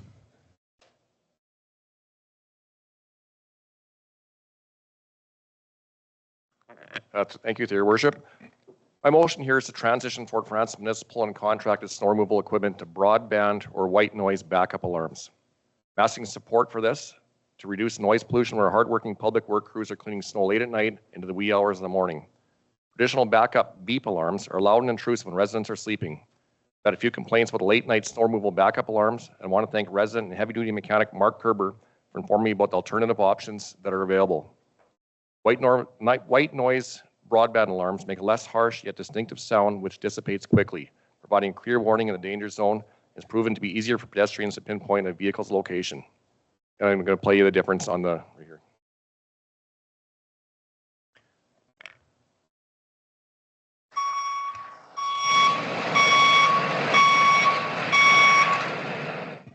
That's what we're hearing right now when the backup alarms in the town vehicles, similar to that. And this is white noise.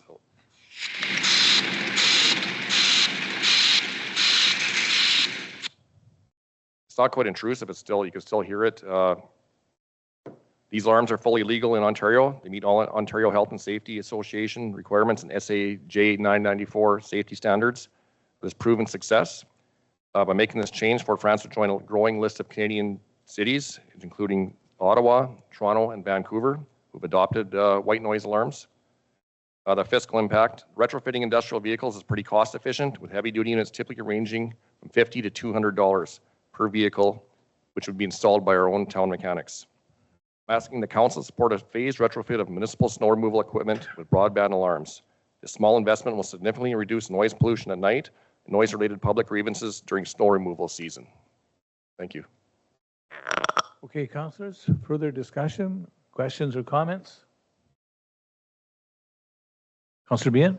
Thank you, Mr. Mayor, through you, and I'm not sure who I should direct this to, but is there any liability we would have if we don't have the standard noise backup alarms that they have comes with the equipment? I mean, I'm just curious. They must be there for a reason, a certain decibel, certain frequency, if we lessen that. And for someone who's been woken up in the night by the beep, beep, beep, I understand where Councillor Morrison's coming from. But I was wondering if before the administration does a report, is there any liability that we would have as a town that if we try to reduce that noise, would that be a danger to the public because it's not as loud? Thank you. Question? Manager Rob? Thank you through the chair. So there is CSA standards for backup alarms. Occupational Health and Safety Act outlines what vehicles are required to have them. There are, of course, various types of noise that comes with the backup alarm. The limiting factor would be on what the equipment manufacturer can supply us. Nowadays, most backup alarms are hardwired into the equipment. They're not an aftermarket add-on piece, so I would be working with the equipment vendors to determine what other options they have that are CSA compliant. Thank you. Councillor Mackey? Thank you, Worship. To Manager Rob, then, is there something in regulations that speaks to actual decibels? Because I found the current one more striking and louder than the other one. But Manager Rob? Thank you through the chair. Yes, there is a decibel requirement for it. There are white noise backup alarms that do meet that. Personally, I find them less alerting than the beep is, but we do have one. We do have one of our newer trucks that does have one. I'll just jump in on that to make a physics comment. Decibels measure the intensity of sound. You can have two sounds that have equal intensities, equal decibels, but they could be different frequencies. So white noise is at a lower frequency. The one that you heard that goes beep, beep, beep and irritates you is at a higher frequency, and there's a reason for that. The human ear hears certain frequencies much easier than other frequencies. So you can have equal decibels, but the frequencies could be different, and one sound will sound more irritating and louder. Councillor Morrison? Thank you, through the chair. I just wanted to mention there has been studies as well. I did a lot of research on this, and they are approved in Ontario. That's why they're already in use in Toronto and Ottawa and in other cities. They actually, some of the studies actually say they're safer, but it's not so much of a concern here. It's in like when they're in back alleys and stuff. The sound, as a physics teacher would know, it bounces off where this white noise doesn't bounce off. So it's easier for people to see where and hear where the vehicles are coming from. Where the loud beeps, they said it'll bounce off buildings like in the city. So these are supposed to be help for that as well. I'll just remind the councillors, because it sometimes gets lost in the debate, that no decision is being made as to doing or taking any action on these backup alarms. This is deciding on whether we want a report from administration or not. Yes, Councillor. Thank you, Mr. Mayor. Through you, I would agree that I'd like to see the report and then make a decision then. So I'm okay with going forward with the report, and we'll go from there. Thank you. Okay, we're good with that. Calling the question then. All in favor? That's carried. Thank you. That brings us to item 14.2. Councillor McTaggart, I believe you have a notice of motion. Thank you, Your Worship, I do. My motion is that whereas the town of Fort Frances desires to grow tourism as an economic generator for the community, and whereas the town has stated in the 2023 to 2027 strategic plan that increased tourism will contribute to the vitality, beauty, and prosperity of the town and partners. And whereas the town has a large, underutilized piece of property in the middle of the community at the south end of Lily Avenue and Webster Avenue, and whereas the town no longer has a campground for those visiting the community with motorhomes, trailers, and other camping methods, and whereas the campground at Point Park is often full during the summer months, and whereas this central area of the town would entice campers to use many nearby services and businesses that are within walking distance, and whereas this area has appealing attractions for families with the nearby Legion Park, splash pad, and picnic areas, and whereas access to this area has been improved with the installation of traffic lights at Kings Highway at Lily Avenue, it resolved that the town direct administration to bring a report before council on the feasibility of a campground on the vacant land at the south end of Lily and Webster Avenues. Thank you, Councillor McTaggart. And so that was just that, a notice of motion. No other further actions required. It'll be moved and seconded at the next meeting. Okay, that brings us then to item 15. And I'll put a resolution on the floor. The council now meet in camera in order to address a matter pertaining to, one, revenue guarantee and airport services agreement with North Star Air. This falls under 239-2I.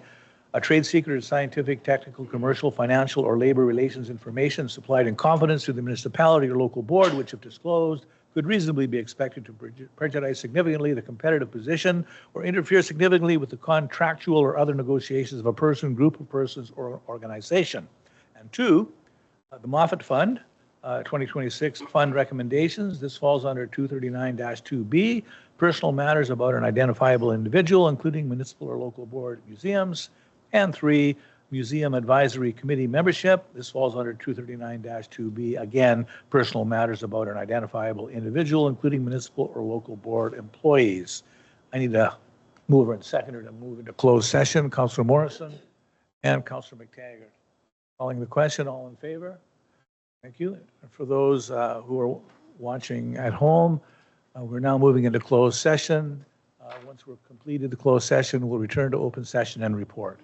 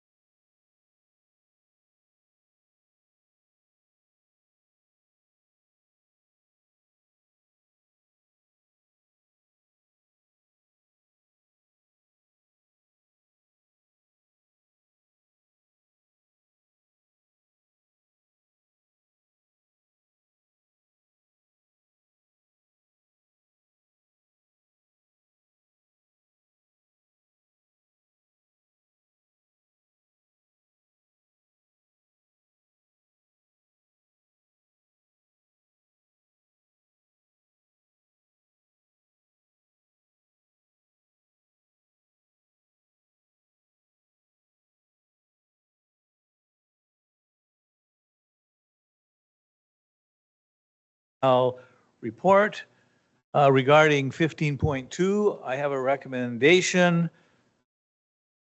that council approval report AR-26-1052 will agree with the recommendation of administration to support in principle the continued negotiations with North Star Air for scheduled passenger air service, and that council supports in principle the revenue guarantee model suggested, and that council supports in principle contributing $500,000 towards a revenue guarantee fund, as well as $40,000 per year towards marketing air passenger service. Can I get a mover and seconder for that, please? Councillor Firth and Councillor Mackey. Any discussion on that? All in favor? That's carried. No one was opposed.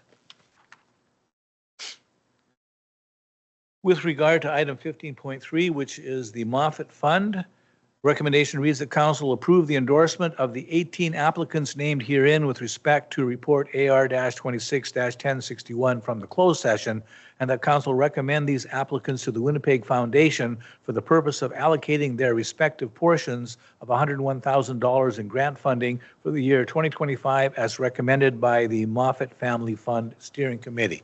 Mover and seconder, please. Councillor Morrison, Councillor McTaggart. Any discussion on that? All in favor? It's carried. No one was opposed. With regard to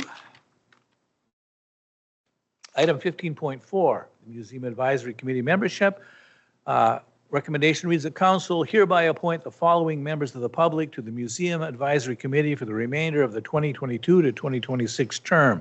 Robert Horton and Nolan Bose Farragher. Mover and seconder, please. Councillor Firth, Councillor Mackey. Any discussion? All in favor?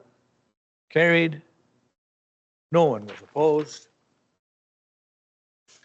Recommendation on item 15.5 reads that council approve the closed meeting minutes of March 23, 2026 as presented. Mover and seconder, please. Councillor Behan, Councillor Mackey. Any discussion? All in favor? It's carried. We come to our affirmatory bylaw. Recommendation reads that bylaw 27-26, being a bylaw to confirm the proceedings of the council of the corporation of the town of Fort Francis, be introduced, read, and finally passed, signed by the mayor and clerk, sealed with the corporate seal, and become law forthwith. Mover and seconder, please. Councillor Firth, Councillor Morrison. Any discussion? All in favor? It's carried. Which brings us to the last one, that having reached the hour of 7:43, this meeting of the council of the town of Fort Francis be now closed. Moved by McTaggart, seconded by Mackey. All in favor? Carried. Thank you, councilors. A lot of discussion this evening. It was all good discussion.